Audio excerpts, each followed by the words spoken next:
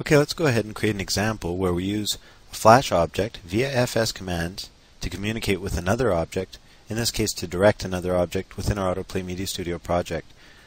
So we'll go ahead and create a Flash movie here. I created an empty Flash movie and I created 3 little buttons on there.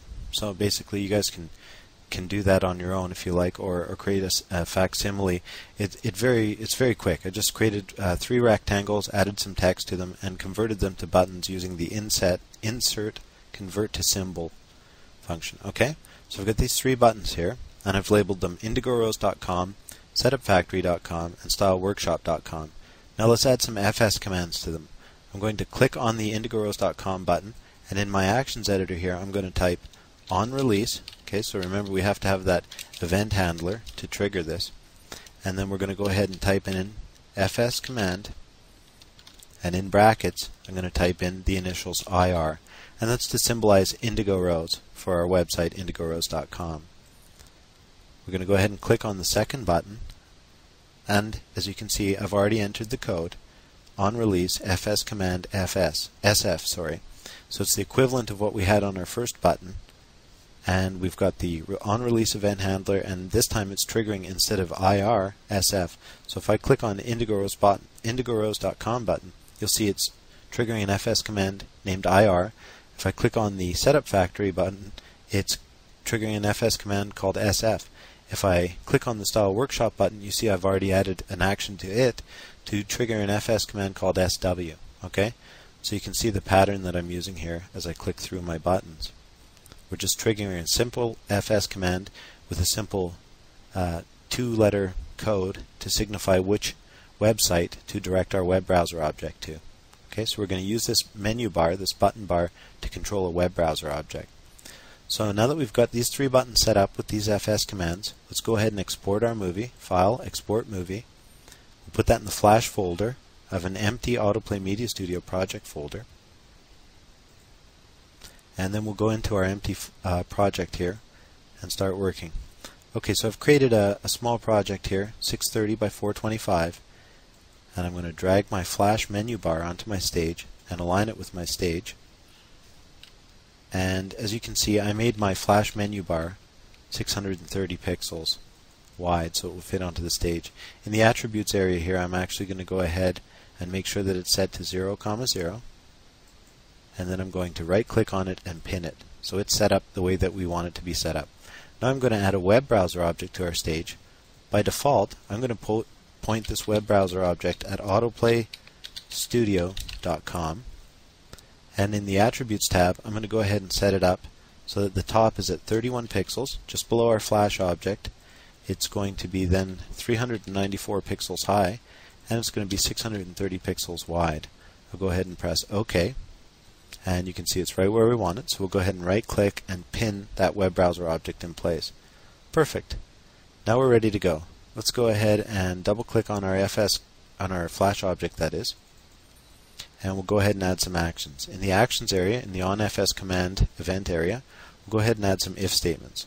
We'll say if, and then we're going to use that built-in variable up here as you see in the event variables area, efs command. And we'll say if efs command equals IR, then, and in the middle of our statement here we're going to put in an action. We'll click on the Add Action button, and from the web family we'll use the Load URL action, and we'll add this action here to send our web browser object to IndigoRose.com. So whenever somebody presses that IndigoRose.com button, it's going to trigger that fs command IR. That's going to be detected, and it's going to trigger this web load URL action that's going to send it to IndigoRose.com. Let's go ahead and just create a copy of that by selecting it and using Control-C, and then we'll paste it twice. Now what we need to do is switch up the values in our second set of actions here and our URL values. Okay, so the second one will be SF, and that'll correspond to SetupFactory.com. The third one will be SW, and that'll correspond to StyleWorkshop.com.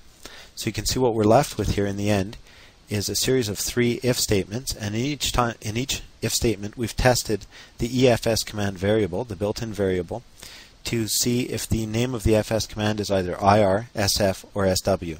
And if it is one of those, we've triggered a corresponding web load URL action that will load the corresponding website into our web browser object.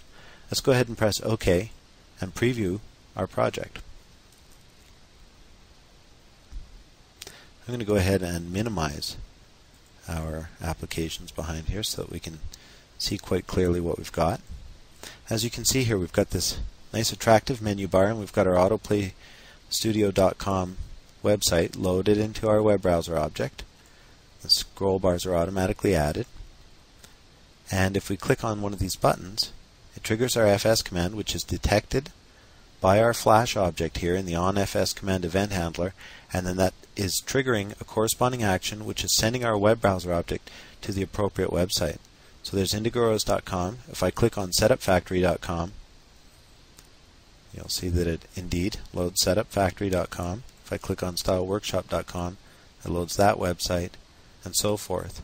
So this is pretty exciting. This is how you communicate from Flash object to a different object within your AutoPlay Media Studio application. Let's go ahead and close this down and go back to our AutoPlay Media Studio application and our Flash application and just review quickly what we did. So we used a Flash object to control a web object, and we did so by creating a Flash movie that had 3 buttons. Each one has an FS command with a different 2-letter code corresponding to a different website, and that's illustrated by the labels that we place on the buttons here. We brought that into our AutoPlay Media Studio project. We added a web browser object to the page, and then we went into our Flash object's onFS command area, and we added 3 if statements that detected that FS command and then triggered corresponding web load URL actions for our web browser object according to which button has been pushed. Okay? So it's a very, very simple example, but basically it shows pretty profound communication between these objects. So you could similarly, as you can imagine, create a, for example, a set of transport controls for a video object using your Flash object, or you could trigger basically any type of formatted output for a label or a paragraph object, or you could add items to a list box, or you could do a whole veritable host of things. In this particular case, we just created some navigation for a web object. Okay, so let's go ahead and take a look at